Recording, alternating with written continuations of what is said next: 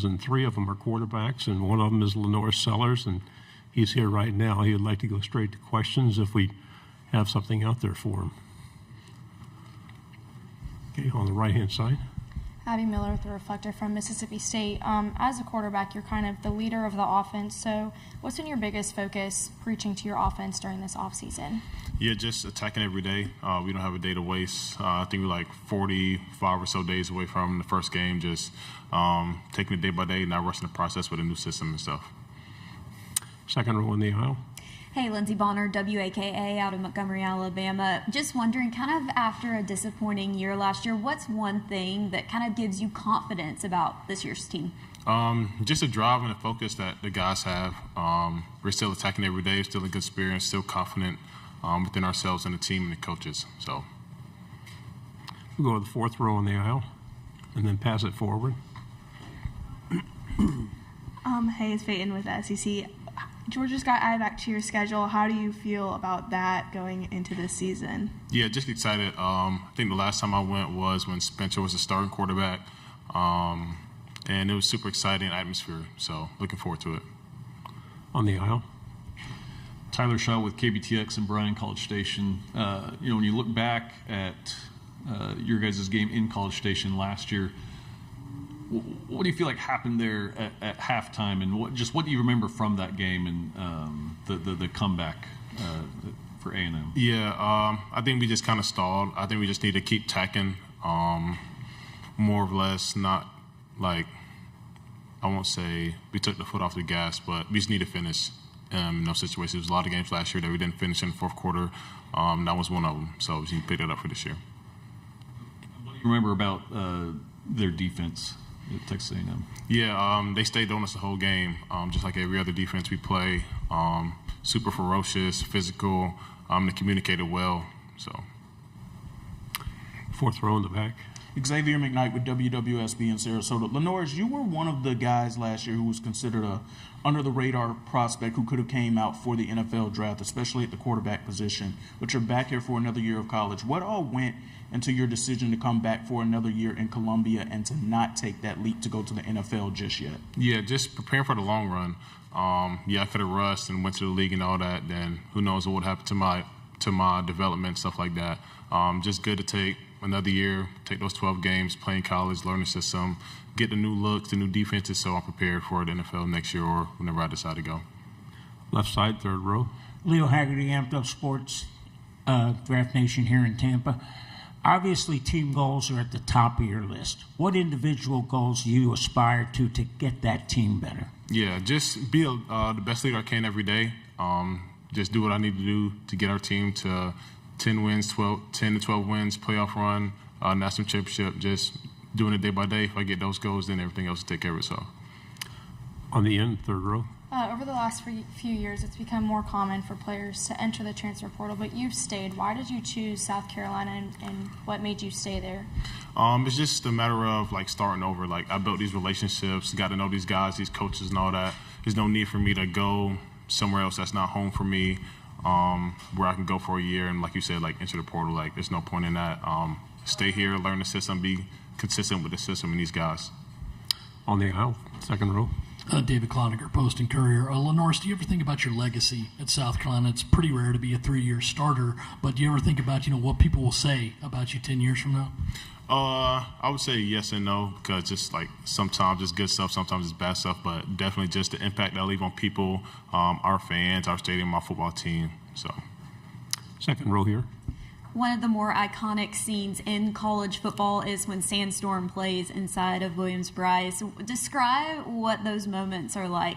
Yeah, it's just super exciting. I still get chills listening to it. Your heart starts beating before the game, seeing the smoke run out there. You just go blind for a little bit, running out to the stadium, hearing the music, seeing the fans, the cockaboose and all that. So it's just super exciting to see on Saturdays. Third row on the right. Michael Sauls with the State. LaNorris, I'm curious, just what do you think about Kendall Brown's system that can bring the best out of somebody like Nick as he enters his fourth year? Yeah, it's exciting. He's put up numbers in all the offense he's played in. Got the guys the ball in space, stuff like that. A guy like Nick who's fast, who can take the top off defenses with the run, set up the run, and then take a deep shot over their heads. Or even he's gotten better at this aspect, like short routes, just catching and running. So excited for him. Third row in the end. I'm going to follow up a little bit on her question. You talked about how exciting it is to be at Williams-Brice Stadium, standing in that tunnel. Do you always get those goosebumps every game, no matter what? And is that important to a competitor? Yeah, definitely. Just it's pretty much your call team to let you know, like, hey, like it's time to go, like it's time to lock in, get ready to go. On the aisle. Hey, LaNorris, Jordan K. at the State. You obviously live in Columbia. You hear from South Carolina fans all the time. What was it like, the offseason after the Clemson, of hearing all about that game 2 years ago? And then what has it been like for you this offseason? I mean, do people remind you? Do they lift you up? Do they thank you for coming back? What's it been like? Yeah, definitely. Like I see, like you said, fans all the time everywhere, Columbia, Charleston, the beach, stuff like that.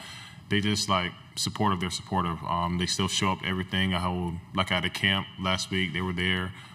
There for my family, like checking in, stuff like that. So just super supportive, and they love this team. On the aisle, third row.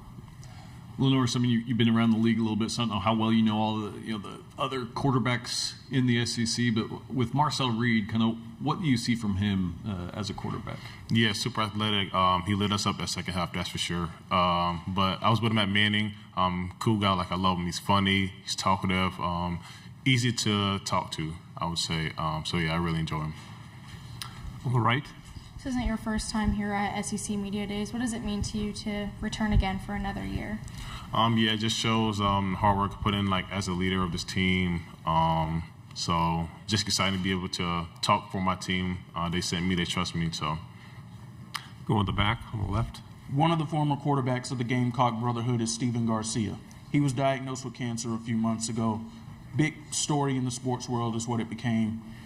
First question for you is, have you had a chance to be around Steven in your time at South Carolina? And also, second question as a follow-up to that, what are you all doing as a program currently to rally around him during this battle?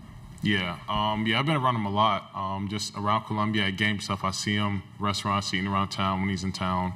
I talked to him before we came here, actually. He texted me, he was like, I'll be around Media Day today. So I'm going to stop by, wish him well. And just all we can, like anything he needs, he knows he can call me, Beamer, Wheezy, any of those guys. Anybody else on the team, I'm pretty sure I'd step up and help him as well. On the right.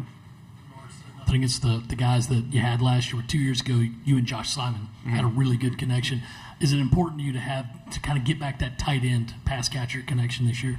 Yeah, definitely. Not just tight end, but pretty much everybody. Like anybody I can, the more options, the better. So.